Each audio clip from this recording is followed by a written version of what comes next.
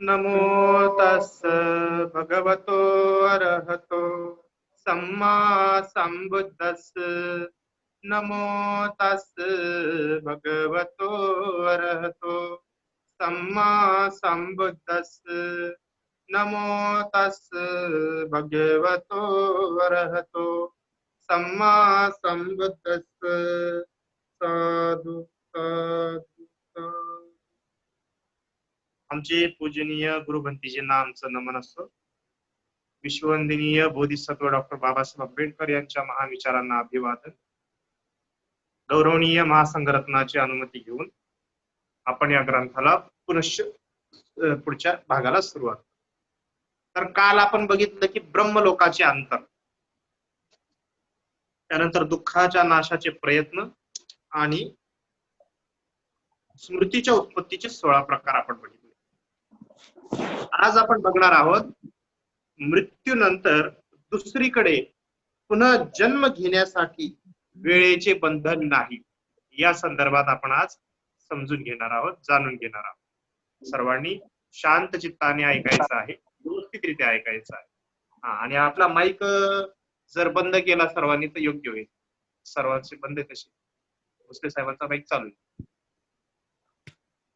तर राजा म्हणाला, म्हणते असे समजा की एक मनुष्य येथे मरण पावला व ब्रह्मलोकात पुन्हा जन्मास आला, आणि दुसरा मनुष्य येथे मरण पावला व काश्मीरात पुन्हा जन्मास आला, तर दोघांपैकी आधी कोण बरे जन्मास येईल? या ठिकाणी राजा मिलिंदाने खूप मार्मिक असा प्रश्न केलेला आहे की समज एखादा व्यक्ती इथं मरण पावला आणि मरण पावून पुन्हा ब्रह्मलोकात जन्माला आला, आणि दुसरा एक व्यक्ती तो सुद्धा इथेच मरण पावला आणि तो काश्मीरामध्ये जन्माला आला, तर दोघांपैकी आधी कोण जन्माला येईल? असा प्रश्न राजा मिलिंदाने भंते नाचले. तर भंते त्यांना म्हणतात, महाराज दोघेही एकाच वेळेस जन्माला येतील. काय सांगितलं भंतेजींनी? दोघेही एकाच वेळेस जन्माला येतील. भंतेजींना राजा म्हणतो की महाराज भंते, कृपा करून उदाहरणाने स्पष्ट करून सांगावे, म्हणजे आम्हाला उदाहरण द्या ज्यामुळे आम्हाला समजेल. त्यावेळेस भंतेजींनी प्रश्न केला, महाराज तुमचा जन्म कोणत्या गावी झाला? राजाला विचारलं की तुमचा जन्म कोणत्या गावी झाला? तर सांगितलं की भंते, अलसंद द्वीपात कलसी नावाचे एक शहर आहे. अलसंद द्वीपात कलसी नावाचे एक शहर आहे, तेथे माझा जन्म झाला.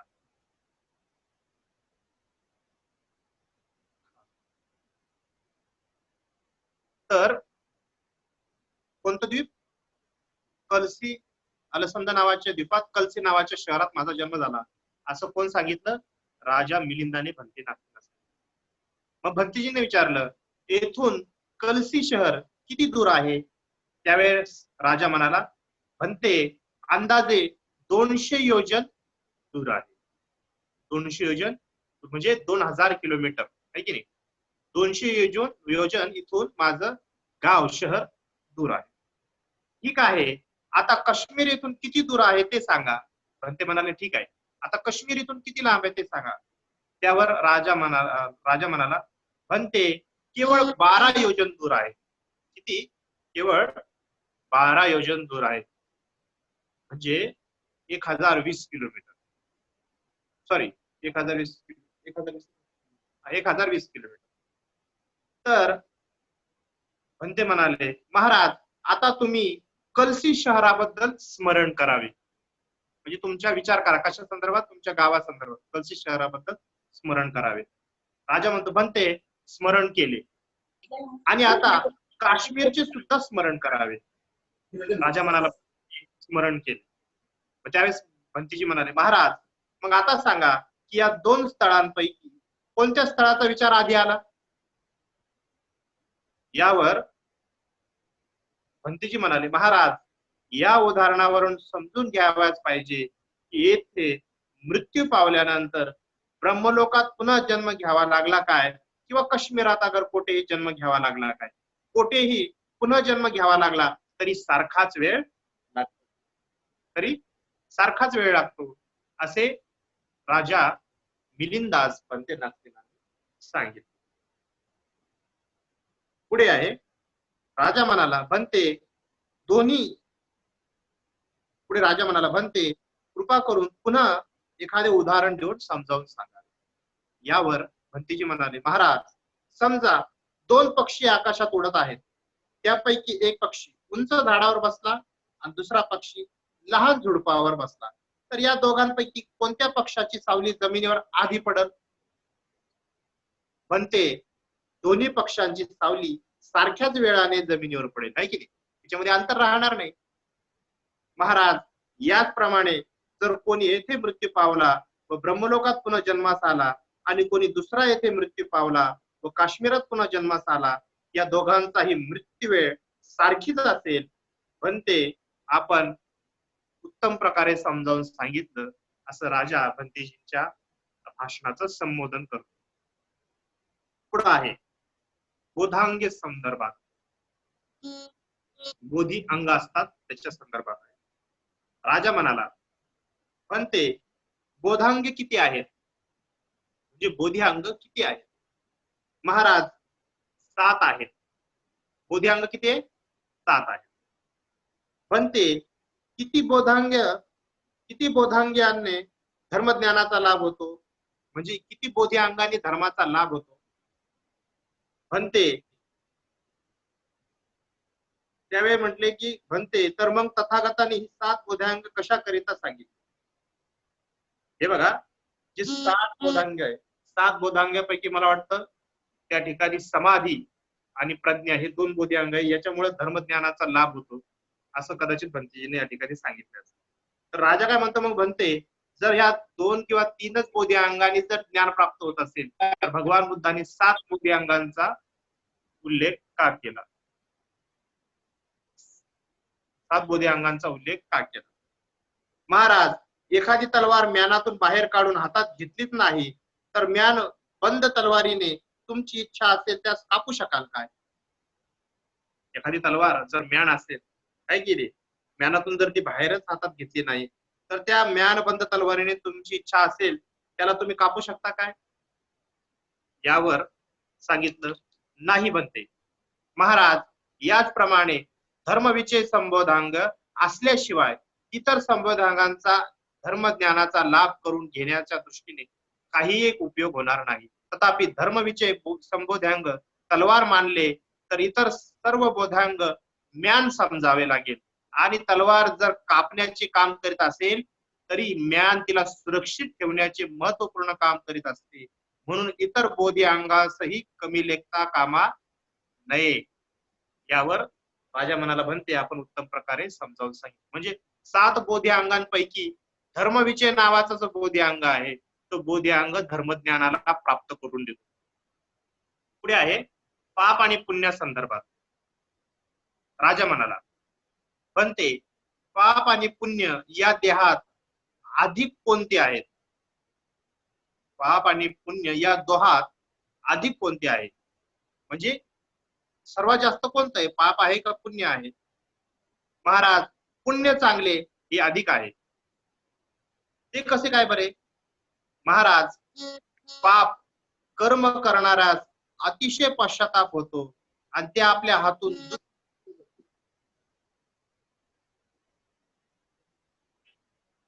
महाराज, पाप कर्म करणाऱ्यास अतिशय पश्चाताप होतो आणि ते आपल्या पापाची वाढ होत नाही, परंतु पुण्य कर्म करणाऱ्यास पश्चाताप करण्याची पाळी येत नाही. कसल्याही प्रकारचे त्यात पश्चाताप करावे लागत नसल्यामुळे ते प्रमोदित होतात.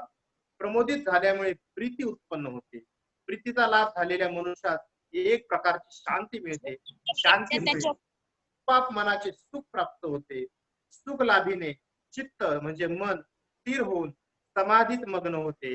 समाधीने स्थिर चित्ताची एकाग्रता साधून यथार्थ ज्ञानाचा लाभ होतो. याप्रमाणे महाराज, पुण्याचीच वृद्धी होते. महाराज, एखाद्या लंगड्या किंवा पांगळ्या माणसाने भगवान बुद्धाला श्रद्धापूर्वक जर एक मूठभर कमळ पुष्प अर्पण केली तर तो निदान 92 कल्पापर्यंत दुर्गतीस म्हणजे दुरावस्थेत जाणार नाही. महाराज, म्हणूनच म्हटले आहे की पापापेक्षा पुण्य हे अधिक आहे, असं म्हटलेलं आहे. त्यावर राजा म्हणतो, भंते, आपण चांगल्या प्रकारे समजावून. या ठिकाणी एक महत्वाचा मुद्दा आलेला आहे, तो असा आहे की एखाद्या लंगड्या किंवा पांगळ्या माणसाने भगवान बुद्धाला श्रद्धापूर्वक एक मूठभर कमळ पुष्पे जरी अर्पण केली तरी तो निदान 92 कल्पापर्यंत दुर्गतीस जाणार नाही. किती कल्पापर्यंत? 92 कल्पापर्यंत दुर्गतीस जाणार नाही. आणि कल्पाची व्याख्या भगवान बुद्धाने सांगितली.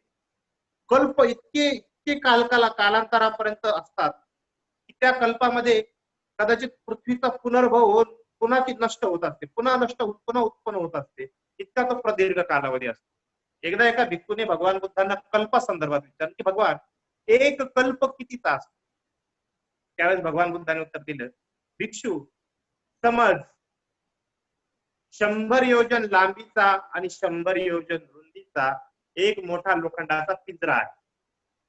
आणि त्या 100 योजन लांबीच्या आणि 100 योजन रुंदीच्या त्या पिंजऱ्यामध्ये टाचोटाच मोहरी भरलेली आहे. इथे एक लक्षात घ्या, 1 योजन म्हणजे 10 किलोमीटर. तर जर समज एखादा व्यक्ती प्रत्येक 100 वर्षांनी येऊन त्या गोदामातली एक मोहरी बाजूला काढत असेल, दर 100 वर्षांनी येऊन त्या गोदामातली एक मोहरी बाजूला काढत असेल, असे करता करता जर संपूर्ण गोदामच खाली झालं तरीही कल्प संपत नाही. कल्पाची भगवंतांनी ही व्याख्या सांगितली. तर ह्यात काय सांगितलेले, जर एखाद्या पांगळ्या किंवा लंगड्या व्यक्तीनं मूठभर कमळ पुष्प जरी भगवंताला अर्पण केली तरी तो 92 कल्पापर्यंत दुर्गतीला प्राप्त होतो, असं या ठिकाणी सांगितलं. अधिक पाप कोणते? सहेतुक की अहेतुक?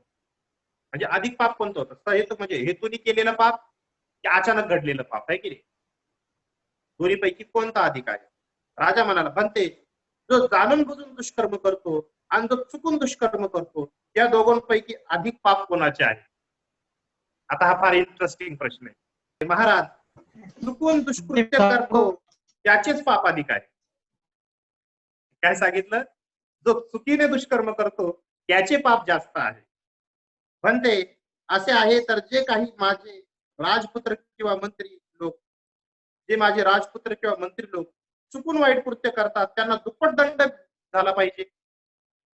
महाराज, एखादा मनुष्य उष्णतेने लाल बुंद झालेला लोखंडाचा एक तप्त गोळा जाणून बुजून हातात पकडतो आणि दुसरा एखादा मनुष्य त्या तप्त गोळ्याबद्दल काहीही माहित नसताना चुकून हातात पकडतो, तेव्हा ज्याला त्या गोळ्याची माहिती असूनही हातात पकडतो व दुसऱ्यास काहीच माहिती नसल्यामुळे चुकून हातात पकडतो, तेव्हा दोघांपैकी अधिक कोण भाजून निघत?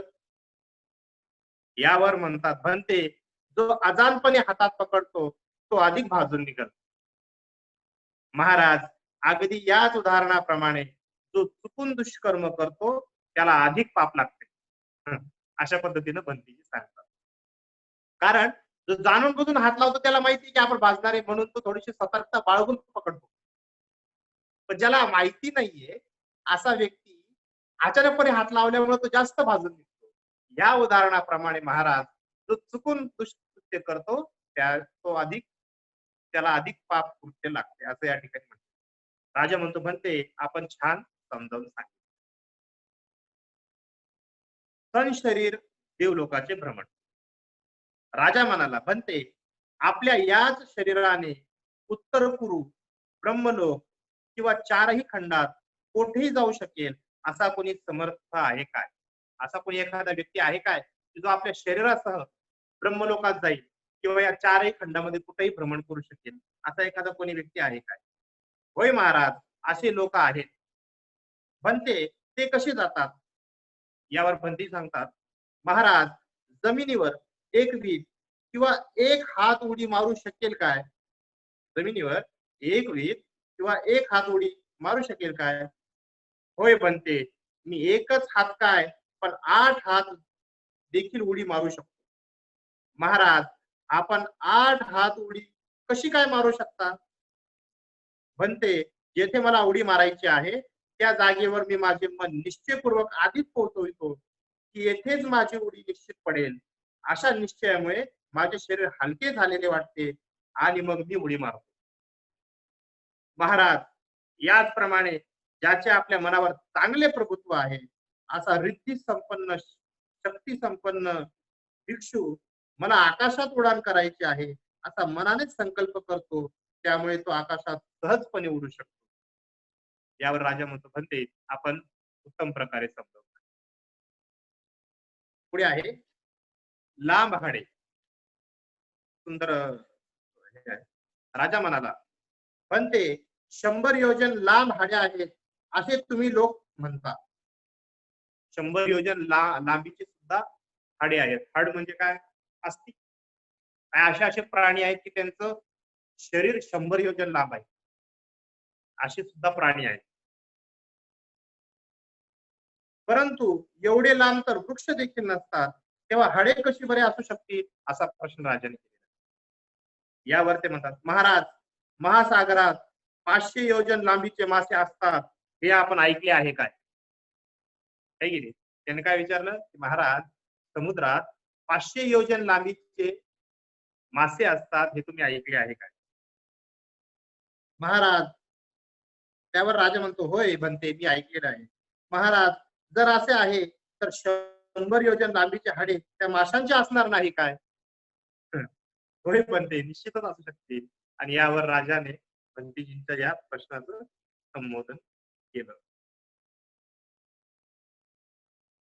पुढे आहे श्वासोश्वासाचा निरोध.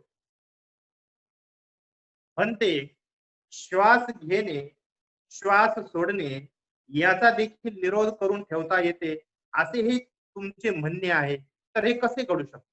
उदाहरणार्थ, एखादा श्वास घेणे किंवा श्वास सोडणे याला थांबवता येतं. म्हणजे एखादा व्यक्ती आपल्या श्वासाला न घेता किंवा न सोडता स्थिर बसू शकतो, असंही होतं. असे तुम्ही लोक सांगतात, हे कसं काय घडू शकते? होय महाराज, हे खरे आहे. श्वास घेणे व श्वास सोडणे याचा निरोध करता येते. बनते, पण ते कसे शक्य आहे? महाराज, कधी आपण कोणाला घोरत असताना ऐकले आहे काय? काय विचारलं की म्हणते, कधी आपण कोणाला, आपलं महाराज, कधी आपण कोणाला घोरत असताना ऐकले आहे काय? तर म्हणाले, होय बनते, ऐकले आहे. महाराज, समजा जर त्याने आपले शरीर इकडे तिकडे हलवले तर काही वेळासाठी त्याचा घोरण्याचा आवाज थांबणार की नाही? होय बनते, थांबू शकेल. महाराज, ज्या अर्थी ज्याच्या कायेवर, चित्तावर, शिलावर आणि प्रज्ञेवर ताबा नाही असा मनुष्य घोरत असता, हातपाय आखूड करीत असता, मोडत असता त्याचे घोरणे थांबू शकते, तर ज्यांच्या कायेवर, चित्तावर, शिलावर आणि प्रज्ञेवर पूर्णपणे ताबा आहे अशा भिक्षूचा चौथ्या ध्यानात पोहोचल्यानंतर श्वासोश्वासाचा निरोध झाला, तर यात आश्चर्य मानण्यासारखे काय आहे? यावर राजा म्हणतो, बनते, आपण अगदी संयुक्तिक कथन केले असेच मला वाटते.